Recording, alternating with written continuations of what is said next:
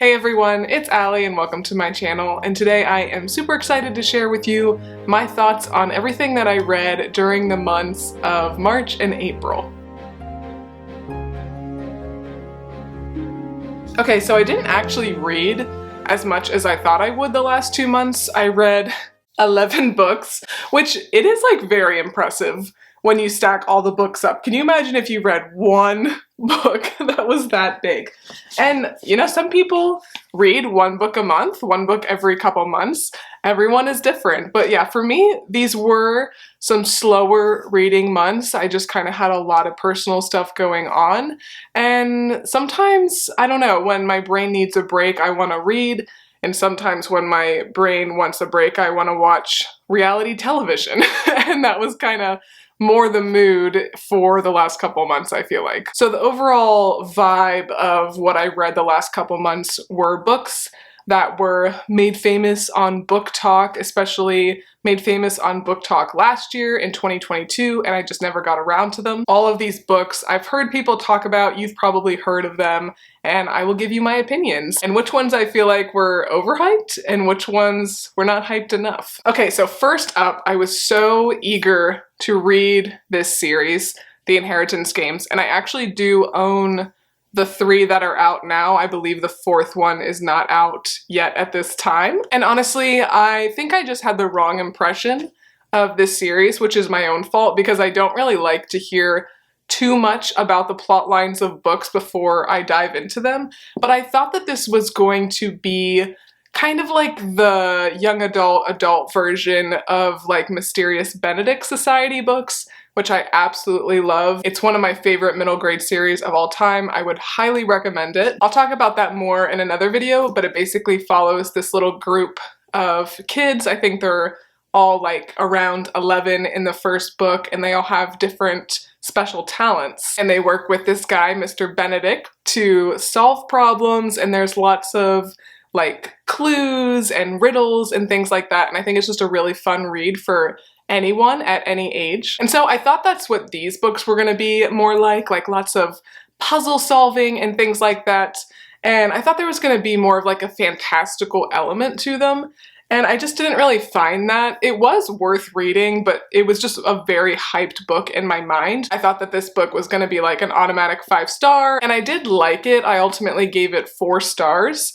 And I will read the other 2, especially because I did already buy them, but I was not itching to read them as soon as I finished this first book, and I still have yet to read them over 2 months later, so it didn't really stick with me the way I hoped it would. And there are some fun relationship dynamics in here. I guess there's some likable characters, so ultimately I would recommend reading this book. But yeah, I just was a little bit disappointed with the riddles and like that fantastical element of the book. Next though, a very solid 5-star read from me. I had been wanting to read this for quite a while, and I was just kind of waiting to see if I could find it on Book Outlet or the thrift store or whatever, and ultimately I did end up just buying it on Amazon. I think I only spent like 10 bucks on it though. This is The Silent Patient, and I'm gonna butcher this poor man's name, Alex Michaelides. I think he is Greek. Yeah, he was born and raised in Cyprus. That's pretty cool. And this is a psychological thriller, and by far one of the best psychological thrillers I've read in quite a long time. Just very well written, good story. My jaw was literally on the floor at the twist. Absolutely worth the hype. Definitely will be one of my favorite reads of the year. And I didn't end up reading it immediately after, but because I did enjoy that book so much, I did go and I bought his second book, The Maidens, and I really enjoyed this one as well. I think I did ultimately give this 4.5 stars. It wasn't as good to me as The Silent Patient, but still very good, still very worth reading. I feel like this author is right up there with Gillian Flynn for me. Just, he's gonna be an auto-buy author. I cannot wait until his next book comes out. And honestly, I do read a lot of thrillers. It's one of my favorite genres to read. And the difference, I think, for me between a 4 or 4.5 and the 5 is just that writing style. I find a lot of thrillers fun, worth reading. Maybe I don't guess the plot twist, I think it's interesting, whatever. But I find that a lot of authors who write thrillers, the writing is like very simple. And not that simple writing is always a bad thing, but sometimes I just really want to read like a dang, well-written story with beautiful language and just a great ability to write. And that is what I got from this author, and that's why he will stand out to me compared to some of the other ones. Pick this one up if you're only gonna get one, but both are worth reading. Okay, but before I did read The Maidens, I read Tomorrow and Tomorrow and Tomorrow. I did get this from Book of the Month. This was one I had been wanting to read for a bit as well. It did get Book of the Year from Book of the Month, and at first I was like, that's kind of a lot for this book. Like, I'm not quite sure if it really deserves Book of the Year, but as I finished it, I really was quite impressed with this book. It was 5 stars from me, and I said it in my review on Goodreads that this wasn't a personal, absolute favorite of mine, but I can definitely appreciate, once again, the writing style and just the overall story. It's more of just a literary fiction book, and literary domestic fiction is not always my favorite. The books tend to be a little bit slower, but that's because there's often very, very good character development going on, and that's exactly what was going on here. It follows these 2 game designers, Sam and Sadie, and just kind of their relationship together, following them from the time that they were kids until later in life. And I do really, really enjoy stories like that. And I liked it because even though there was like a little bit of romance in the book, the main plot was just kind of following Sam and Sadie's relationship as friends. And I think that's quite different than what a lot of authors do. It certainly wasn't a predictable ending to me, and you really got attached to the characters, and I for sure cried during this one. So even though I'm not a video game person, player, or designer, nothing like that, I still found it very, very interesting, and I can understand absolutely why this did get Book of the Year. There are some books that you read and they're just entertaining and they're great for that, and then other books, I think they really do help you see things from a different perspective. They might change you a little bit, and that I think is one of those for me. Okay, next I did read Lucy Foley's The Guest List, and this might have actually been the first book I read from her. Yeah, this might have been the only book I've ever read from her. Again, you can see Book of the Month pick. If you happen to not get Book of the Month and you want to check it out, definitely feel free to use the link in my description to get some money off. I was always one who did not want to pay for things like that because I thought it was just a waste of money. But you can actually get some really good deals through Book of the Month. Absolutely not sponsored, and I would really recommend it. But anyway, another thriller. I thought this was pretty good.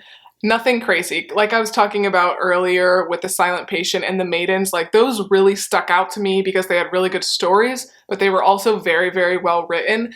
And I thought this was just a pretty good, entertaining story. I didn't think it was like exceptionally written. These I think are great to read like while I'm in the bath, just having kind of a cozy night in. I really, really enjoy reading these types of books, but they tend to not stick with me after I finish reading them. But this is a fun one I would absolutely recommend. It's the kind of story that is told from multiple perspectives, and you're kind of gradually finding things out about all these different people. They all have a relationship of some sort with the bride and groom, and you're finding that out as you go through the story. So I did think that this was quite entertaining, and I will for sure look for more from this author. Next I read In 5 Years, and this was a really quick read. I think, it's only 243 pages, and there's a lot of blank spaces, and this, I think I might have been a little generous with my rating. I gave it 4 stars, but honestly, as time has passed, I would say it was, for me personally, more of like a 3.5, 3.75. So it kind of follows the cliche character of that hardworking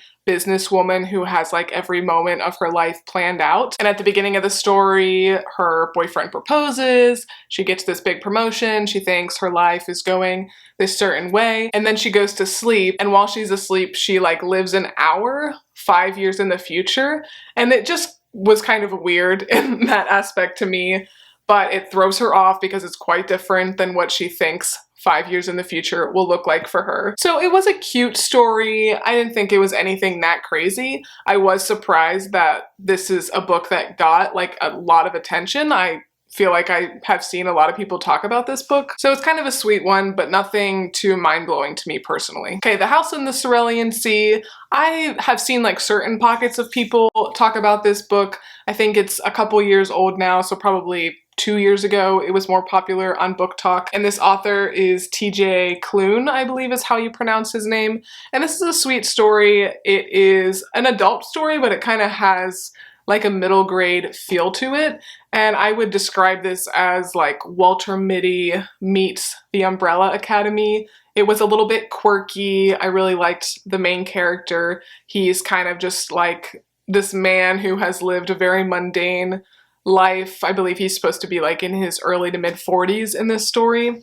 And he just has this kind of boring social work type office job. And he is a normal person, but in this story there are magical people, and he goes up and checks on orphanages that have magical kids. So they send him on this special mission to check out this orphanage on an island, and he's like never been to the beach before or anything, and they really want him to check up on the man who is running the orphanage. So it's kind of him and his relationship with these kids and this man, and overall it's just a really sweet story. And I think I gave this 4.5 stars. Yeah, I did. And honestly, I said it took me a while to read this just because of life going on. So I think I probably would have even rated it a little bit higher than 4.5 if I had read it over just a couple of days. But because I did have to spread it out, I think that kind of affected my rating a little bit. But it was super cute, and I love that cover. It's very pretty. Next, another book of the month pick. This is The Only Survivors by Megan Miranda. And I did get this early, I believe, just by like a few weeks or so, because I did get it through book of the month. So that's kind of something else that is a slight benefit. Sometimes you can get early releases. And I had read another one by her. I can't think which one I had read, and I liked it, so I was excited to pick this one up. Oftentimes I do pick up thrillers from Book of the Month. This one I did like a lot. This was a thriller that stood out to me. So it's a group of students. I believe they're supposed to be like 28 or so. It's like a decade after they graduated high school, and they all survived an accident together. And to kind of pay respect, check up on each other, they get together once a year at this beach house. And it's just the kind of story that, like many thrillers, you're just finding out details about that accident as you go through the story. And I just thought it was pretty well written and very engaging, and I would highly, highly recommend. Another very pretty cover. And Megan Miranda, I think she will just end up being an auto-buy author for me. I did pick up, I think, 1 or 2 more from book outlets, so you'll definitely be hearing more about this author in future reviews. That one I did give 4.5 stars. All right, now possibly one of the biggest books ever to be talked about on BookTok, especially not written by Colleen Hoover. The Love Hypothesis by Ali Hazelwood. I saw this absolutely everywhere. Everyone and their mom has read this book. I'm sure you've read this book. And I kind of put off getting it because I'm not a big romance girly. I don't mind when that's part of stories, but I'm just not like interested 100% in books where that is the main plot line. And I do think that this is a pretty thick book for a romance. And I was very pleasantly surprised by this. I still would not say that it was like one of my favorite books, but that's just because I don't 100% love the romance genre. But I did think that it was definitely a standout from all the romances that I've read. I thought it was very well written. I really did like the characters involved. There is some smut, but not too much, which I appreciate personally. Some authors, I think they just really rely on that rather than creating a good story, but this was a very good story. And this author, Ali Hazelwood, is actually a scientist of some kind. That's like her main career. So I think that's really cool that she writes books about women in STEM. Now, I'm not really sure if I'll be quick to pick up more of her books because I've kind of heard from other people that her other books are just a little bit too similar to this, and I'm not sure that I would really care enough to read like an alternate version of this story, just because I'm not a STEM girly myself. But yeah, if you have not read this yet by chance, I would recommend it. 4.5 stars from me, which is probably basically as high as I will ever rate a romance. Okay, now we have How to Sell a Haunted House. So I did spend the last 2 weeks of March down in the Charleston area of South Carolina, and I went into this cute little bookstore and I picked this up, and I totally did not even realize that this is set in Charleston, so that was just kind of funny, and I kind of want to get rid of it. You'll hear more about that in a second, but I don't want to get rid of it because this was like my Charleston souvenir. And this is a weird thing that happens to me. I swear, anytime I spend full price on a book, I end up not really liking the book that much. I literally spent like $32 on this book. I just got caught up in the moment at this little bookstore.